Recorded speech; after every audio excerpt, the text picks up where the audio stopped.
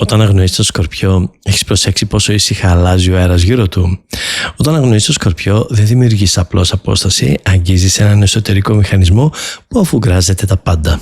Είμαι ο Βασίλειος Στάκος και ως αστρολόγος και δάσκαλος αστρολογίας θα σου πω: ο Σκορπιός με παραδοσιακό κυβερνήτη τον Άρη αισθάνεται τη σύνδεση σαν θερμοκρασία στο δέρμα. Αν πέσει έστω λίγο, το αντιλαμβάνεται και τότε ψιθυρίζει μέσα του τι άλλαξε. Όταν αγνοείς το Σκορπιό, δεν βιάζεται να κατηγορήσει, παρατηρεί, ζυγίζει, συγκρίνει μικρές λεπτομέρειες σαν να ακούει νότες σε μια μελωδία που ξαφνικά φάλτσαρε. Θέλει ισορροπία, αμοιβαιότητα, μια αίσθηση ότι η σχέση στέκεται ίσια.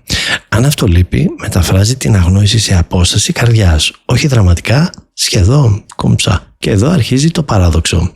Μπορεί να γίνει πιο ευγενικός, πιο προσεκτικός, να απαλύνει τις γωνίες του, σαν να προσπαθεί να επαναφέρει την αρμονία χωρίς να το πει. Μέσα του όμως μια ένταση που πάλεται. Ένας φόβος που δεν φωνάζει, αλλά ρωτά: είμαστε ακόμη μαζί σε αυτό?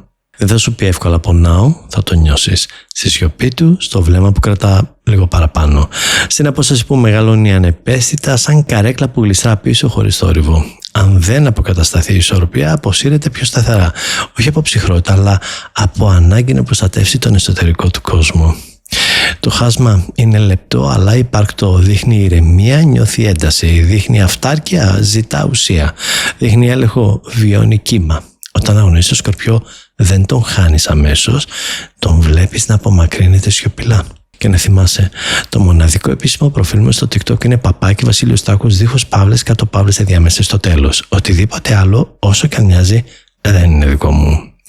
Εσύ την επόμενη φορά που θα χαμηλώσεις τον ήχο, θα ακούσεις τι αλλάζει? Ταυτίστηκες με αυτά που είπα για το Σκορπιό? Δεν έχεις να προσθέσεις κάτι άλλο? Γράψε μου στα σχόλια. Θέλω να μάθω τα πάντα για σένα.